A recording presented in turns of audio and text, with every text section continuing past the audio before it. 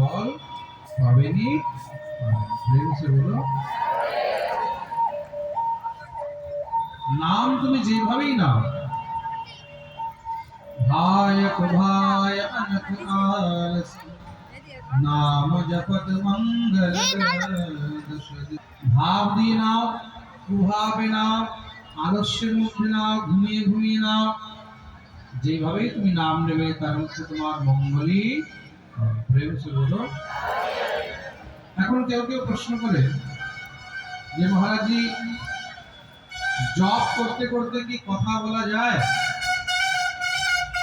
তাই তো অনেকের মনে প্রশ্ন থাকে, থাকে তো। আচ্ছা, কে কে এটা জানতে চায় একটু হাত তোলো তো দেখি। আচ্ছা, প্রায় সবাই তো জানতে চায়, তাই না, যে নাম জপ করতে করতে কি কথা বলা যায়?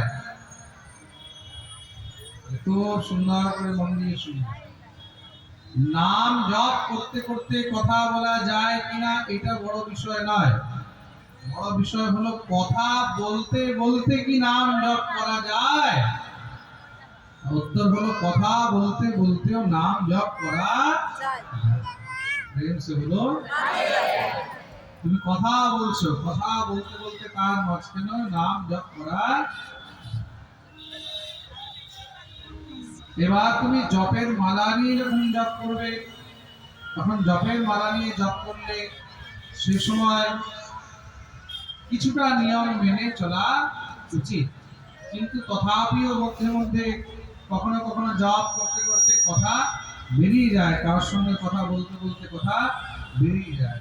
কথা বেরিয়ে গেলে কি সেখানে কোনো অপরাধ আছে, কোনো দোষ আছে? তো মন দিয়ে শুনবে। তার জন্যই শাস্ত্রে বারবার বলেছে, নাম তুমি যেভাবেই গ্রহণ করো সেই নাম তোমার উপরে কৃপা করবেই করবে। নাম নিতে নিতে যদি কখনো কখনো মুখ থেকে কথা বেরিয়েও গেল, তাতে কোনো অপরাধ হলো। কিন্তু তা বলে বারবার তুমি জপের মালা হাতে নিয়ে শুধু সংসারের কথা বলবে, বিষয়ের কথা বলবে, এটা কিন্তু তখন দোষ হবে, অপরাধ হবে। কখনো কখনো ভুলে বেরিয়ে গেল বা কোনো বিশেষ প্রয়োজনে মুখ থেকে বেরিয়ে গেল বা বলতে হলো, সেটা আলাদা বিষয়।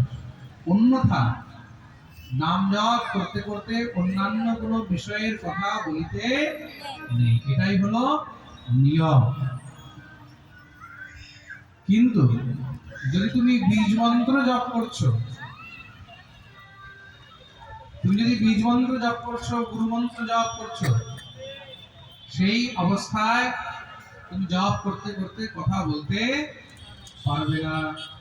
আর বীজ মন্ত্র, গুরুদেব প্রদত্ত মন্ত্র, শ্রী গুরু মন্ত্র, এগুলো কিন্তু রাস্তায় চলতে ফিরতে উঠতে বসতে জপ করতে নেই। এগুলো কিভাবে জপ করা উচিত? এক আসনে বসে। কোথায় জপ করবে? আসনে বসে। বীজ মন্ত্র কখনো চলতে ফিরতে উঠতে বসতে জপ করতে, এই বীজ মন্ত্রের নিয়ম হলো আসনে বসে জপ করবে। যদি আসনে না বসতে পারো তাহলে কি করবে? তাহলে জলের মধ্যে দাঁড়িয়ে জপ করবে। আসনে বসে জপ করবে, জলের মধ্যে দাঁড়িয়ে জপ করবে। অন্যথা যদি আসন না থাকে তখন তুলসী তলায় দাঁড়িয়ে সেখানে জপ করবে। আর যেখানে জপ করবে সেখানে এক জায়গায় স্থির হয়ে দাঁড়িয়ে জপ করতে হবে। বীজ মন্ত্র জপ করার সময় তখন এদিকে ওদিকে ঘোরাঘুরিও করতে নেই। কথা বলা তো অনেক দূরের কথা, প্রেম সে বলো।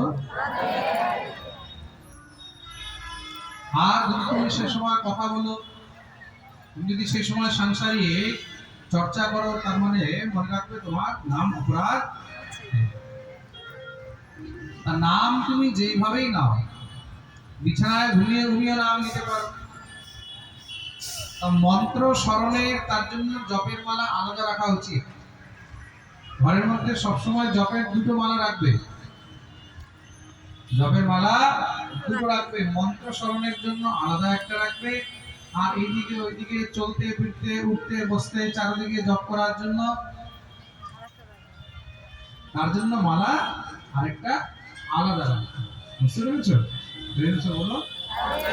অনেক সময় কি হয়, আমরা বিছানার মধ্যে বসে আছি, বিছানার মধ্যে বসে জপ করছি, করছি তো হয়ে যায়, বিছানায় বসে বসে জপ করছি। আমি এরকম অনেক বৈষ্ণবদেরকে দেখেছি, অনেক ভক্তদেরকে দেখেছি বিছানায় জপ করতে করতে ঘুমিয়ে যাচ্ছে, জপ করছে বিছানার মধ্যে, আর জপ করতে করতে ওখানে ঘুমিয়ে গেছে একদম। জব করতে, আচ্ছা জব করলে ঘুমও খুব ভালো আসে, কিন্তু অনেকে দেখবে জব করতে বসলেই ভালো ঘুম চলে আসে, এরকম হয় তো? জব করতে বসলে ঘুম আসবে, তুমি গ্রন্থ পড়তে বসো তখন ঘুম আসবে। আচ্ছা যখন মোবাইল দেখবে তখন ঘুম আসবে না, যখন টিভি দেখবে তখন ঘুম আসবে না, যখন শাশুড়ির সঙ্গে ঝগড়া করবে তখন ঘুম আসবে না, তাই তো? বলো। কিন্তু যখন তুমি জব করতে বসবে ঘুম আসবে, যখন তুমি ঠাকুর সেবা করতে বসবে তখন ঘুম আসবে, যখন তুমি গ্রন্থ নিয়ে পড়তে বসবে তখন ঘুম আসবে। এগুলো হলো প্রমাদ। এগুলো কি বলা হয়? প্রমাদ। ভগবত ভজনে যখন আলস্যতা আসে, তার মানে মনে রাখতে হবে আমাদের অন্তরে এখনো প্রচুর পাপ রয়েছে। সেই পাপগুলো যেন তাড়াতাড়ি খণ্ডন হয়, তার জন্য আরো বেশি করে তাড়াতাড়ি আরো জপ।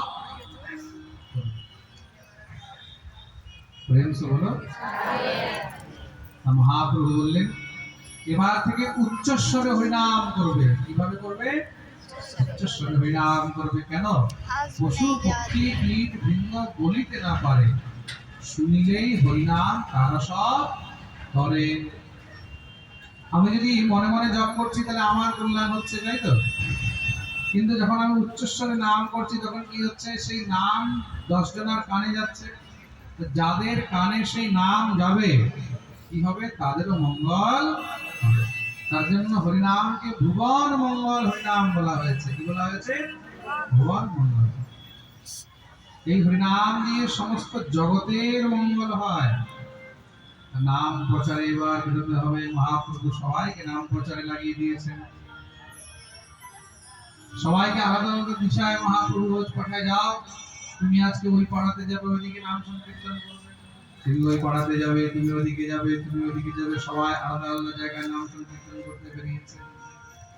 শ্রী নিত্যানন্দ প্রভুর সঙ্গে পাঠিয়েছেন হরিদাস আচার্য।